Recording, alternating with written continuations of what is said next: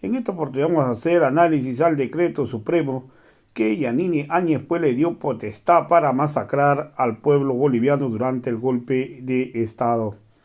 Estos delitos se cometieron, se cometieron pues porque este decreto le decía que todos sus delitos iba a quedar impune. Entonces hoy la verdad que todos estos ministros que han firmado este decreto deberían ir parar a la cárcel. Está el caso también de Luis Fernando Camacho.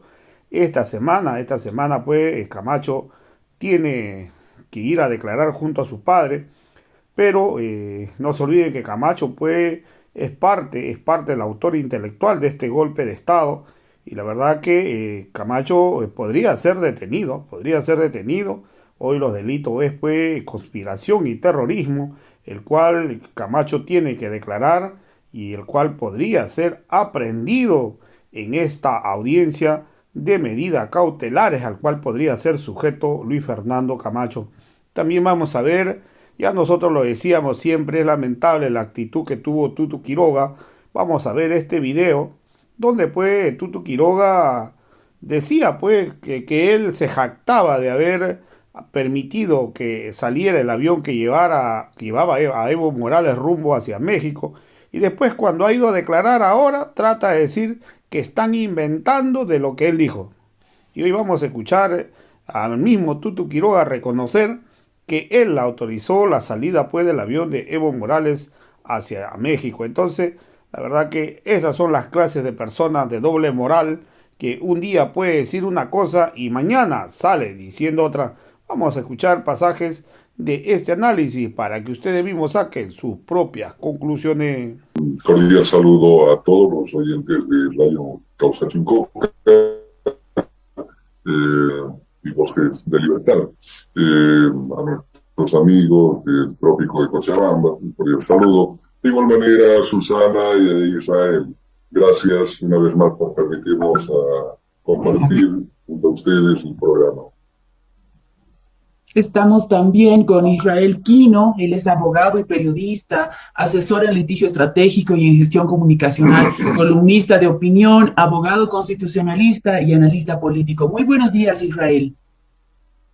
Estimada Gabriela, muy buen día, agradecido por la comunicación, un cordial saludo también al senador Torres, a Susana que nos acompañan domingo a domingo, y un afectuoso abrazo también a la audiencia de Causa Chincoca en todo el país.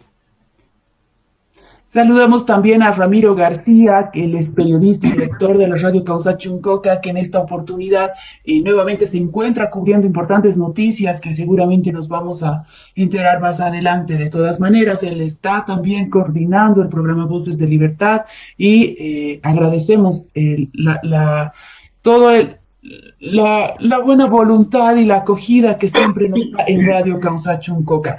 El día de hoy vamos a hablar acerca de temas de coyuntura. Voy a presentarme, soy Gabriela Flores, soy comunicadora social y también acompaño a este programa. Este programa que es un programa reflexivo e interactivo que se emite vía las diversas plataformas de Radio Causa Chuncoca. Estamos hablando de Facebook, el sitio web, la radio FM 99.1 para quienes estamos en Cochabamba, pero también diversos otros medios nos replican y toman apunte de los aportes que tenemos. El día de hoy vamos a debatir y analizar importantes temas que estuvieron en agenda la semana pasada. En el primer segmento hablaremos de estos temas de coyuntura para ver los procesos que se están iniciando a los firmantes del decreto supremo de la muerte, que lo hemos llamado así, ¿no? Y vamos a ver algunas declaraciones, vamos a hacer comentarios respecto a lo mismo.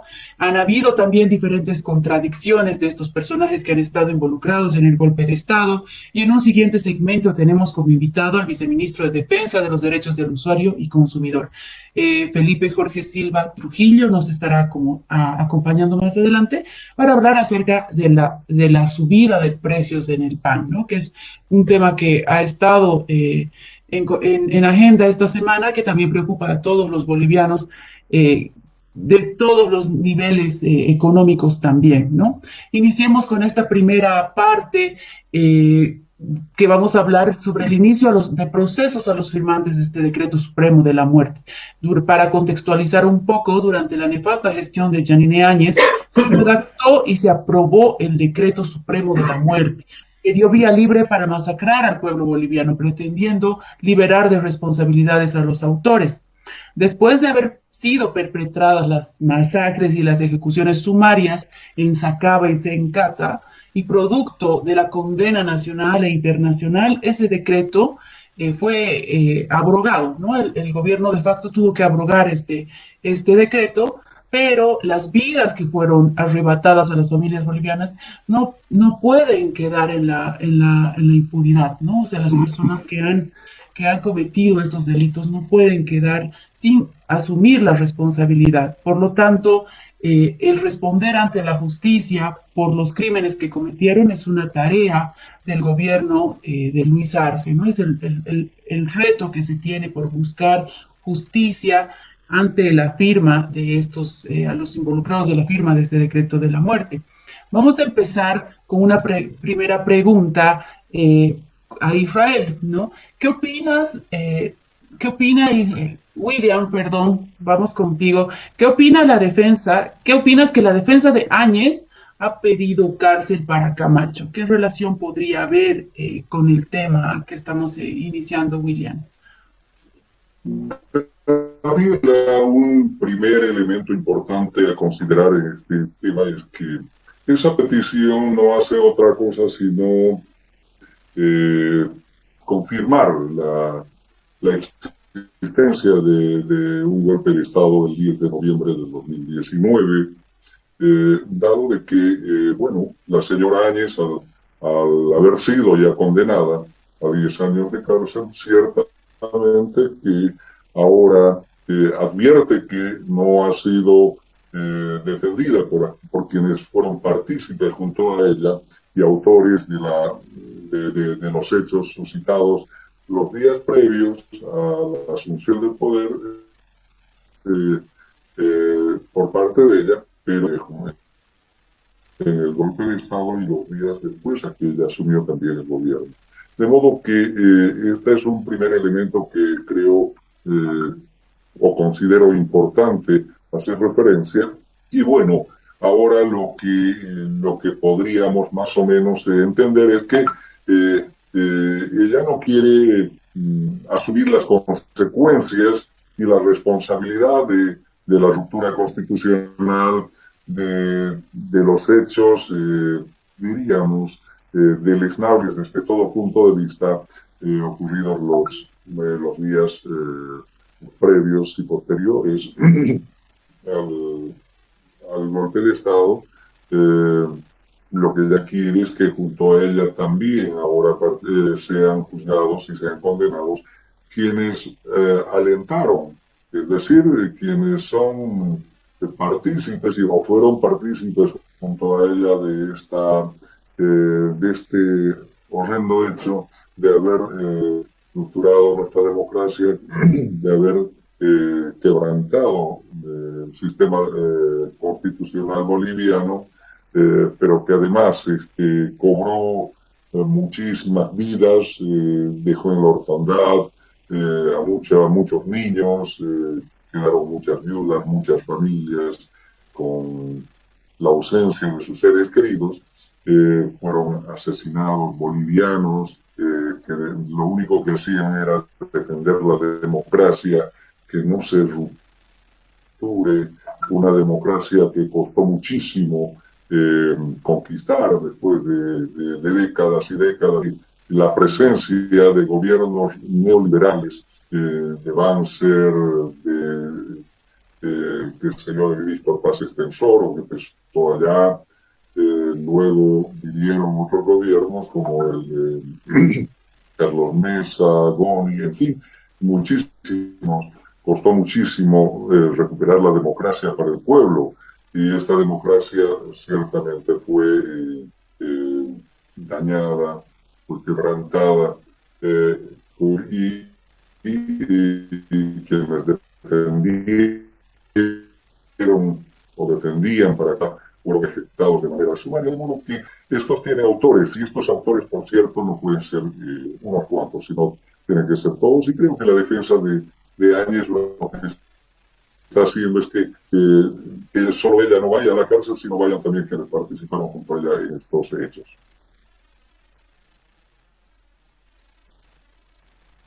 Bien, la siguiente pregunta es para Israel, que él nos va un poquito más a ilustrar acerca de el aspecto legal, ¿no? ¿Por qué delitos y en qué proceso se podría juzgar a quienes han firmado este decreto supremo de la muerte, Israel?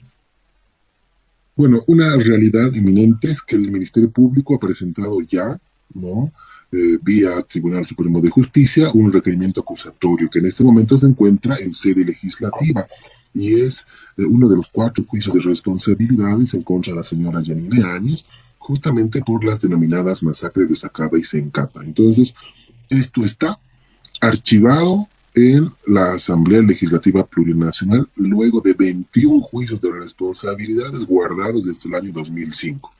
Si esperamos esa dinámica, esa línea de prelación, entonces el juicio de responsabilidades y la verdad, memoria y justicia por Sacaba y Sencata no van a llegar hasta de aquí a un buen tiempo.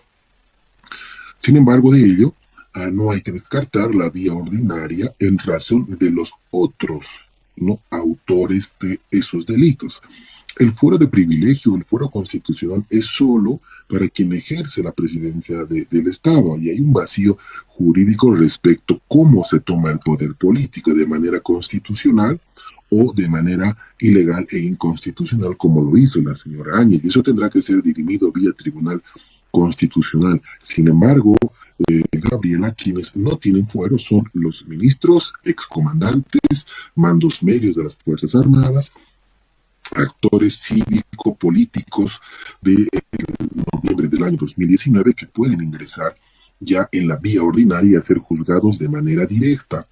El Decreto Supremo 4078 lo han suscrito los ministros acompañantes de ese gobierno inconstitucional en ese primer periodo del régimen del añismo en Bolivia, y pueden ser juzgados, Gabriela, desde el incumplimiento de deberes, que es una figura, un tipo penal muy ambiguo, abierto, lo que calificaría a este tipo de actos. Sin embargo, podrían ir hasta el delito de genocidio. Nuestro Código Penal, en el 138, tipifica este delito y lo sanciona de entre 15 a 30 años de cárcel. ¿Cuál fue el objeto del Decreto Supremo 4078? Que a título de una impunidad, ¿no?, inmunidad, podríamos decirle castrense, ¿no?, o de fuerzas combinadas, no se autorizó a las Fuerzas Armadas, pero además no hay que olvidar la policía boliviana, para realizar operaciones combinadas, ¿no?, a título de disuasión de conflicto, que no fue otra cosa que ejecuciones sumarias en contra de hermanos salteños, hermanos cochabambinos, ¿no? Y a título de aquello, pues han generado muertes, asesinatos. Entonces, el hecho mismo de haberlo autorizado mediante un instrumento jurídico como era un decreto, así lo hayan dejado sin efecto días después, el hecho ya se ha consumado y las consecuencias, muertes en Bolivia. El delito de genocidio encontraría en la vía ordinaria y de manera directa en contra de esos exministros, excomandantes, exmandos medios de las Fuerzas Armadas, esos efectivos militares del regimiento Ingavi, aquí en la Ciudad del Alto, también tienen que ser procesados porque son los autores materiales directos de esos delitos que han quitado vidas humanas en Bolivia. Ahora, la responsabilidad de los manifestantes movilizados entre cívicos y otros también es de manera directa, y entre ellos sí correspondería el enjuiciamiento y el involucramiento en materia penal en el caso denominado golpe 1, porque los delitos que son investigados en ese caso son conspiración y terrorismo, ya no sedición, porque este delito ha sido expulsado por el Tribunal Constitucional de nuestro Código Penal. Entonces, Esos dos delitos todavía perviven. La pena máxima entre conspiración y terrorismo son 20 años de cárcel. Entonces, esta semana declaran los señores Camacho frente al Ministerio Público, irán en condición de denunciados, de sindicados, y esa figura puede cambiar. Esta es una decisión de la Fiscalía, se encuentran los elementos suficientes, y toda vez que aclaren o que finalicen sus declaraciones, cuando menos el actual gobernador de Santa Cruz, pueden aprenderlo y someterlo a una audiencia de medidas cautelares. Muchas gracias, Israel. En el marco de estos involucrados en el golpe y que deben ser juzgados y que actualmente están siendo procesados, iniciando sus procesos probablemente, está Tuto Quiroga, ¿no? Aparece en escena Tuto Quiroga. Tenemos un video que nos va a ilustrar un poquito la siguiente pregunta que va para Susana. Tal vez en controles, por favor, podrían ponernos el video. El 11 de noviembre, Tuto Quiroga estaba en la Católica a las 11 de la noche, haciendo no sé qué cosa y llamando. Yo estaba en CNN. Sin embargo, aquí en la Fiscalía se ha dicho que Tuto Quiroga a las 11 de la noche estaba llamando con el falso. Estamos hoy acá, en esta fecha del 12 de noviembre. A todos ustedes quiero pedirles disculpas, que comprendan que ayer tuve que hacer algo que nunca pensé que iba a tener que hacer. Gestiones con la Fuerza Aérea Boliviana para que el tirano salga de Bolivia. Falso que yo daba órdenes. Gestiones con la Fuerza Aérea Boliviana para que el tirano salga de Bolivia. Aquí está. He dicho que el rato que yo estaba aquí en CNN, el lunes 11 de noviembre de la noche, yo supuestamente estaba en la Católica, instruyendo del avión de Chimoré quién se subía y quién se bajaba. Dios me salve las patrañas que montan. Estamos hoy acá, en esta fecha del 12 de noviembre. Gestiones con la Fuerza Aérea Boliviana para que el tirano salga de Bolivia. Bien, Tuto Quiroga incurre en una serie de contradicciones que han ido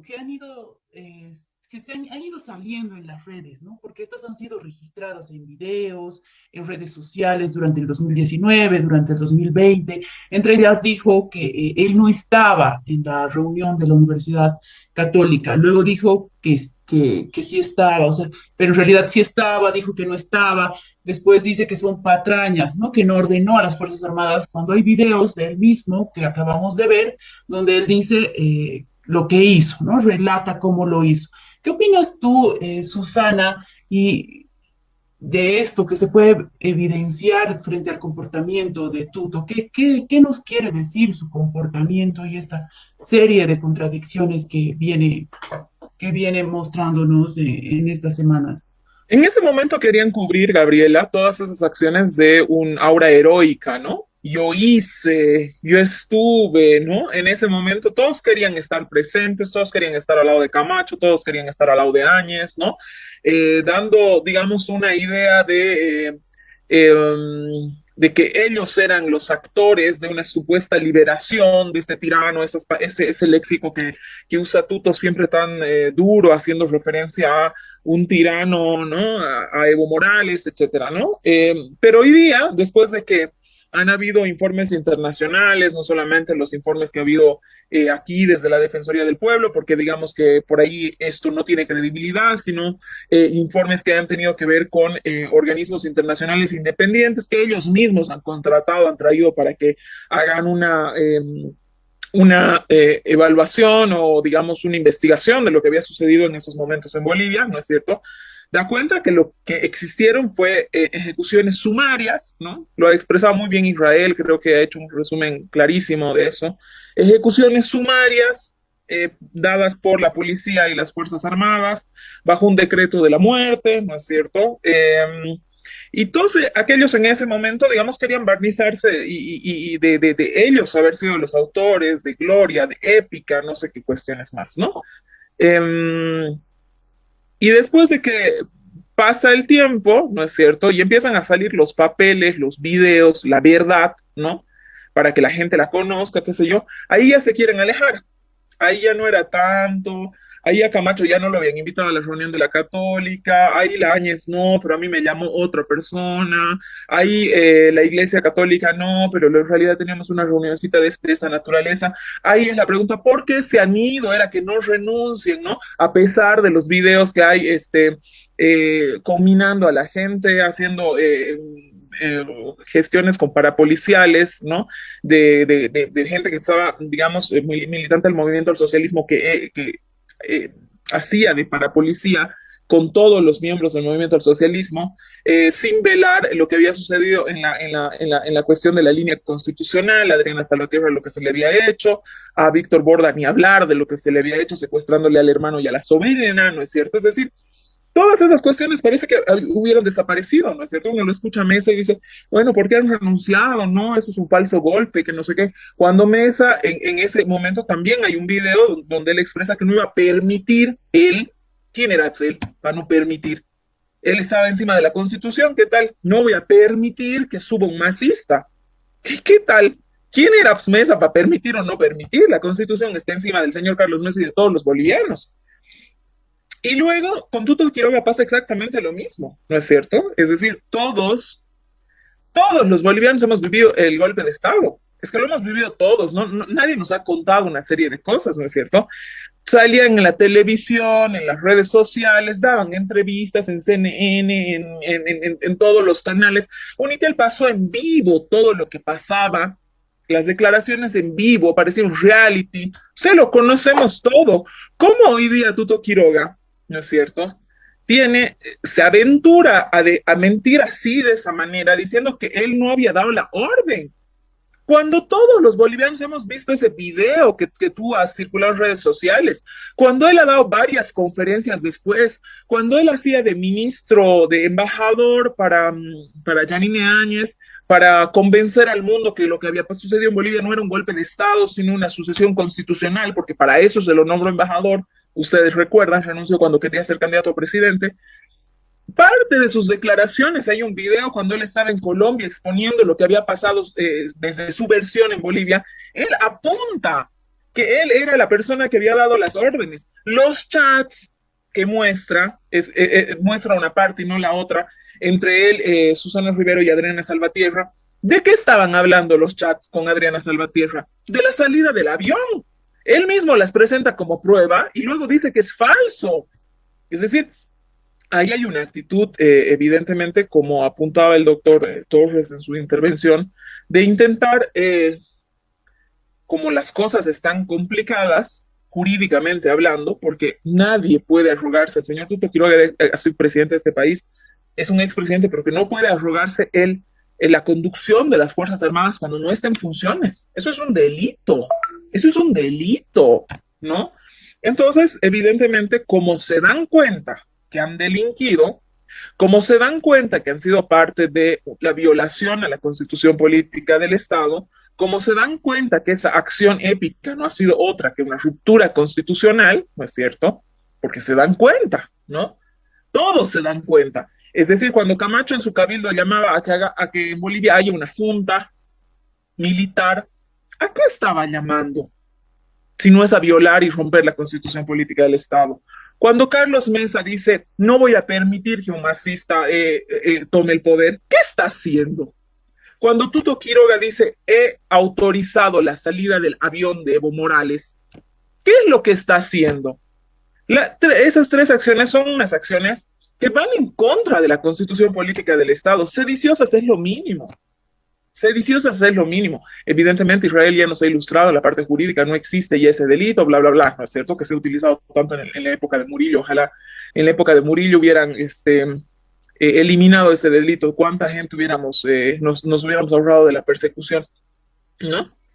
Pero, es decir, esta gente lo que hace es, volcada la página, pasado el tiempo, etcétera, que no pueden convencer a ningún organismo internacional, no pueden convencer a los bolivianos cada vez más, están más claros en lo que ha sucedido en ese momento. Claro, ahora dicen que es falso, que no estaban, porque como han mentido tan abiertamente en ese momento, piensan que pueden mentir abiertamente en este momento y las cosas han cambiado. Así es, sí es algo que nos llama la atención, es el descaro con el que estas personas se refieren, ¿no? La agresividad que les caracteriza para acusar a ex autoridades, para acusar al mismo presidente Luis Arce. Ha salido Evo Morales a defender a esta postura, ¿no? A defender a Luis Arce. Hemos tenido una serie de descaros frente a esto, que como dices, ¿no? Ya no es momento.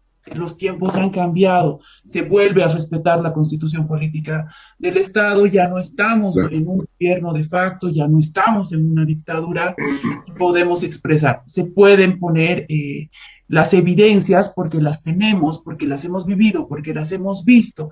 Al respecto, esta es una pregunta a la que quisiera que participen todos, ¿no? Porque creen que los medios de comunicación tergiversan y respaldan estas versiones descaradas de estos involucrados en el golpe de Estado y sobre todo acerca de varios aspectos específicos, ¿no? Como son los chats de los que habló Tuto Quiroga con Susana Rivero, ¿qué opinan ustedes? Sí, adelante Israel, Solo iniciemos un contigo. apunte de algo importante que mencionaba Susana. Cuando el señor Mesa decía que él no iba a permitir que un masista asuma la presidencia, contraviniendo el mandato de la Constitución, no se puede concebir mayor insubordinación al mandato de la ley fundamental en el país. De manera simultánea, su asesor principal le ofreció vía telefónica, y lo dijo la señora Áñez, ¿no? El asesor de Mesa, ¿no?, le ofreció si estaba dispuesta o no a asumir la presidencia del Estado. ¿Qué tenía que ver ese señor? No era ni diputado, ni senador, absolutamente nada. El asesor de Tuto salió a la Plaza Murillo a decir, así se aplica la sucesión presidencial, como el año 2002. ¿Mm? El señor Tuto Quiroga dando órdenes al comandante de la Fuerza Aérea para que autorice el uso del espacio aéreo. Estamos hablando de temas muy gravitantes que en materia penal, por supuesto, les debe generar responsabilidad penal a todos estos actores que, si bien han prestado declaraciones en su condición de testigos, mañana puede cambiar esa figura procesal y ya ser sindicados, sino imputados. Los expresidentes, ex vicepresidentes, ¿no?, tanto el señor Quiroga como el señor Mesa, llegaron a la presidencia vía sucesión constitucional, por supuesto. Para ellos sí respetaron la sucesión, pero cuando les tocó ser minoría legislativa, definieron y planificaron no respetar la sucesión presidencial y generar acciones contrarias a la constitución política del Estado. Pero así sean expresidentes, Gabriela, no gozan de ningún fuero de privilegio. Y si mañana los vuelve a citar la fiscalía y tienen que declarar los 5 días estar sentados frente a un policía en la fiscalía, lo tienen que hacer. Son como cualquier otro ciudadano en materia penal, deben responder a la justicia las veces que se los convoque y deben, eso también establece el procedimiento penal, solamente el sindicado o imputado tiene derecho a acogerse al silencio. Los testigos están en la obligación de coadyuvar a la averiguación de la verdad. En este caso hablamos de los que dieron la orden, ¿no? Puede ser Carlos Mesa, Tuto Quiroga, de que despegue el avión donde iba el presidente Evo, por ejemplo.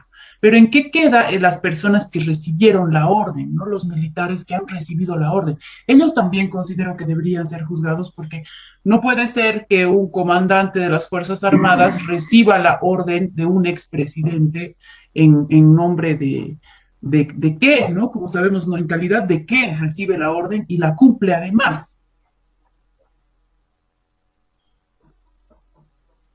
Por supuesto que sí, Gabriela. Ellos son, ¿no?, los corresponsables, los otros coautores del delito. A ellos, por ejemplo, excomandantes tanto del Estado Mayor de las Fuerzas Armadas, los comandantes de fuerza y los jefes de departamento de operaciones. ¿Quién está a cargo de una fuerza? En el caso de la Fuerza Aérea Boliviana, ¿quién está a cargo de recibir la orden de autorizar o desautorizar el uso del espacio aéreo de aeronaves militares? el jefe del Departamento Tercero de Operaciones de la Fuerza Aérea Boliviana. Ella es la autoridad.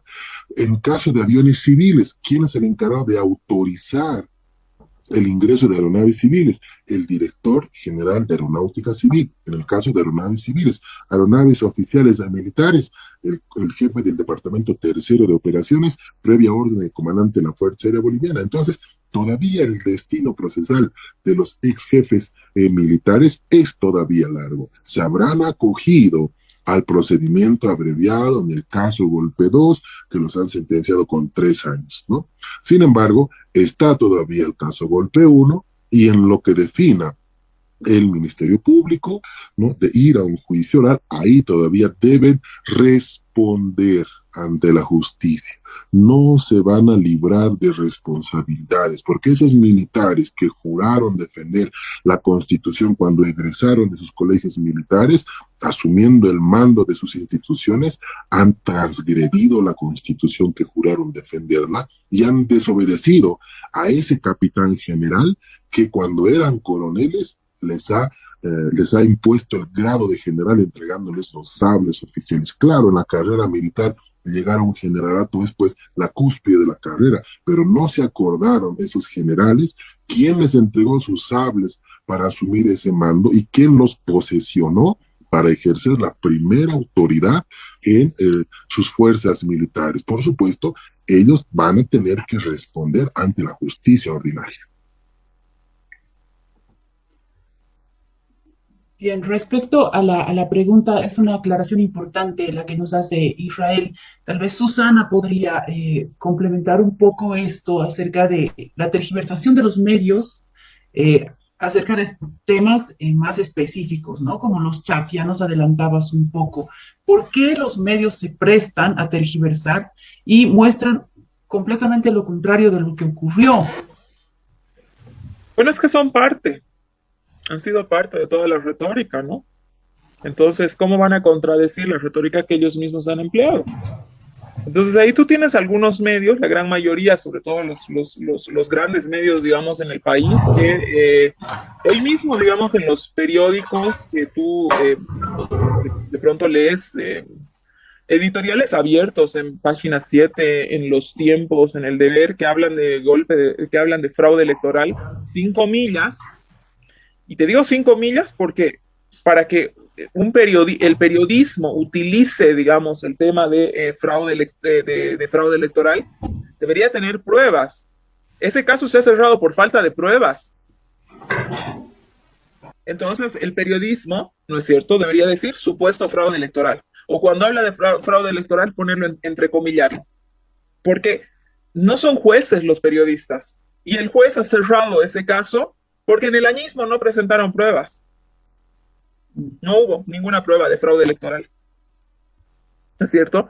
Entonces, claro, ellos siguen con la retórica. Luego, cuando se habla de golpe de Estado, en cambio sí dicen supuesto golpe de Estado, ¿no?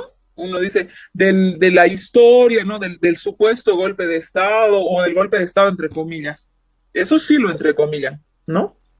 Entonces, esa cosa que es tan sencilla, Gabriela, te da cuenta rápidamente, digamos, que con qué está afiliado el periodismo. Es decir, el golpe, no, porque ellos dicen, ¿no? Incluso tienes editoriales allá abiertamente, ¿no? Que dicen que no ha habido golpe de Estado y que lo que ha habido es un fraude electoral. Resulta que sobre el fraude electoral ellos mismos no han presentado pruebas. Y sobre el golpe de Estado, hoy día tienes una expresidenta de facto, la señora Yanine Áñez, que pide cárcel para Camacho, ¿no?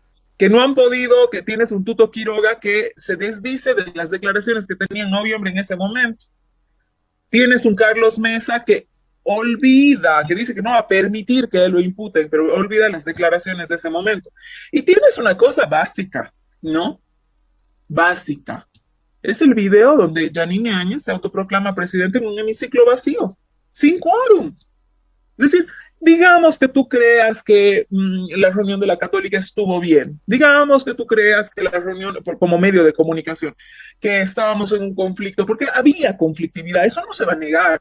Evidentemente había conflictividad, La Paz estaba muy conflictuada. Evidentemente, eso no podemos negar. Tú crees todo eso, pero el momento que llega el momento de la verdad, digamos, ¿no es cierto? Cuando la señora Áñez no convoca al Parlamento cuando ella dijo que debía convocarlo, eso lo sabemos por los medios de comunicación precisamente, ¿no es cierto? Y toma la decisión, porque es una decisión también que uno toma, ¿no? O sea, nadie le empuja a eso, es decir, una decisión que uno toma, de proclamarse presidenta del país, ¿no? Frente a un hemiciclo vacío, ser embestida por un militar, ni siquiera por un compañero asambleísta, nada, por un militar. Y eso los medios han validado como constitucional. Digamos que vos seas pitita, que aquí estamos hablando a nombre de los pititas, que seas periodista pitita, que el Evo Morales, digamos, haya decepcionado tus expectativas, todo lo que tú quieras. ¿Cómo? Yo no sé cómo, digamos, vuelves constitucional ese acto. ¿Cómo se vuelve constitucional? ¿Cómo? Porque no hay ningún medio de comunicación, Gabriela, que nos haya podido explicar la constitucionalidad de ese acto. Ninguno. Que digan, bueno, ¿saben qué? Se hace constitucional de esta manera. No importa que no haya habido quórum por esta razón. ¿No ve? No importa que la haya investido un militar por esta razón. No importa que se hayan tomado estas medidas, digamos, ¿no? Que no haya convocado al Parlamento, porque el artículo tantos dice tal cosa. Entonces, por lo tanto, nadie nos ha podido responder esa cosa tan básica. O Israel, contradecime. Esa cosa tan básica de dónde está la constitucionalidad del hecho, no se ha reportado en ningún medio. Los medios afiliados al añismo, ¿no es cierto?, a la señora Áñez, que dicen que que hubo fraude electoral, que niegan el golpe de Estado, explíquennos cómo se